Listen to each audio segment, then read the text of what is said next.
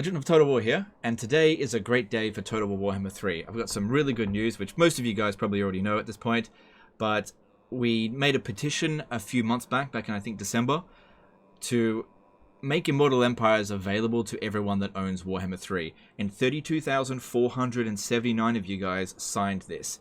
And today, Creative Assembly announced that Immortal Empires will indeed be available to everyone that owns Warhammer 3. I'm just reading a bit out from this blog here, which I'll link in the description.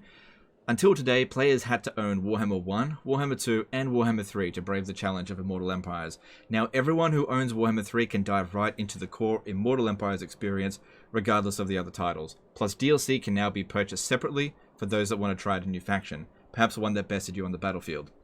This is great. So basically, you can purchase your lords a la carte. That's actually kind of better than what I was asking for here, because the way I thought it would work is that if you wanted to play as, if you want to play as Eltharion, for example, you had to purchase Warhammer 2 and Warden and Paunch.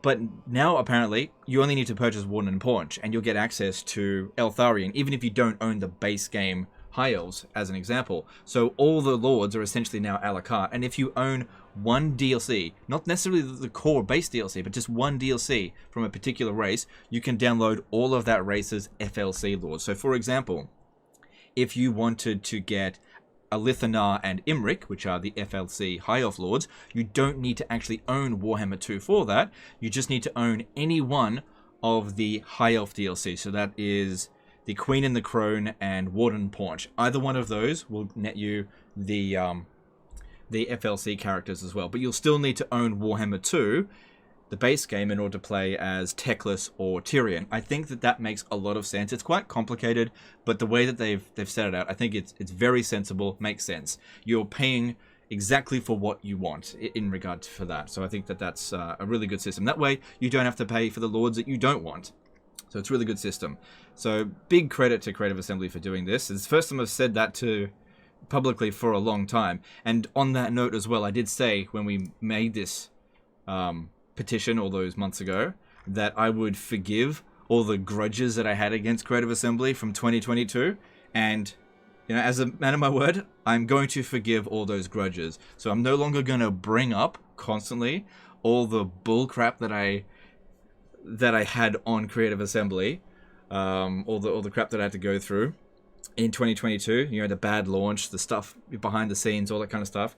That is all forgiven. So that doesn't mean that things are just going to go exactly back to the way it was. It's probably going to be quite some time for a full healing of relations to actually occur. But it's the start. So we'll see how we go, and I'll keep you guys updated. But for what I can forgive, I now forgive. That means Creative Assembly has more or less a clean slate with me. And, you know, we can see where we go from there. That's all we can really hope for. But we'll see what that actually yields. Now, it's also come with a very minor update. Update 2.4.0. I don't think it's really worth going into detail about every last little thing, because most of this is kind of graphical updates. But one thing to note is apparently Tyrion Sunfang quest battle is actually fixed this time. So we'll see about that. We'll see. I'll go and test that out in the next day or so. And it'd be pretty funny if it wasn't fixed. But honestly, given the fact that we've now got Immortal Empires free without owning Warhammer 1 and 2, I don't care if that is still broken. So, you know, one line's essentially on most of these factions, but that's fine. That's basically the extent of it. So if you're looking for a more substantial patch, you're probably going to have to wait a little bit longer, because there may not be another patch until update 3.0, which is likely to occur in April sometime. But that being said, I don't know Creative Assembly's schedule. Maybe they do have 2.5 scheduled for March sometime. Again, I don't know. I can't speak on their behalf in that regard. But I think that Immortal Empires is in a quite playable state. And now that the barrier to entry has been significantly lowered, I think that's going to boost the player count, firstly, and hopefully also boost the review score, which I actually had a negative review on Total War Warhammer 3 up until today. So I changed my review as soon as I saw this, because I said I would. I had it was a bit of a complicated review. Most of you guys probably didn't see it because I didn't really push it too hard. But the extent was that I didn't necessarily say that I was not recommending the game. I was not recommending Realm of Chaos, which is the core of Warhammer 3 experience. If you purchase just Warhammer 3, you get Realm of Chaos, and I don't recommend the Realm of Chaos. But since you now have access to 3 campaigns, if you purchase Total Warhammer 3, you've got the Prologue campaign, which I like, but it's not really worth mentioning, Realm of Chaos, which I hate, and Immortal Empires, which I like. I can now actually recommend this game. So I've got a few friends that were like, should I purchase Warhammer 3 now? And I've been saying, no, you should just wait.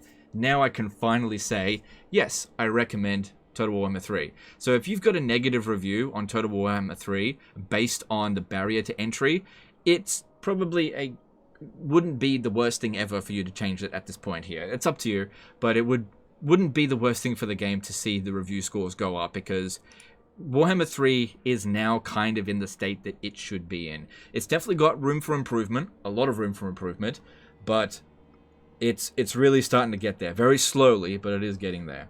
So all of this is good stuff here. There's no bad news today. So the next thing and last thing to do here is declare victory. So I'm going to go into my dashboard here, go down to the bottom and declare victory. Yeah, just write victory, whatever. Hang on. There we go. That's all. There we go. So we can see here, this was a victorious petition. Now, I do want to acknowledge as well that the patch notes and Creative Assembly did not acknowledge the petition, and that's fine. They don't have to acknowledge it.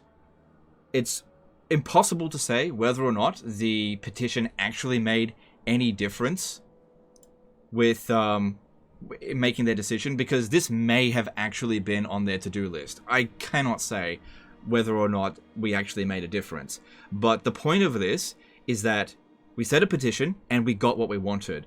We don't need acknowledgement. I don't need Creative Assembly to say, thanks Legend of Total War, or anything like that. I don't need it.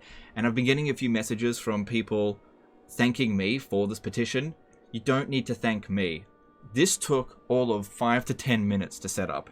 It wasn't even my idea, right? I've seen this idea floating around for months, and I simply just put the weight of my channel behind it. That's all I did. The true thanks needs to go to the 32,479 people who supported this, and you guys for discussing it constantly, and also a big thanks to the Total War subreddit that pinned this on the subreddit for well over a month. So big thanks to them as well. I've had a lot of negative things to say about the subreddit over the years, but credit where credit's due. You guys were a big part in making this happen.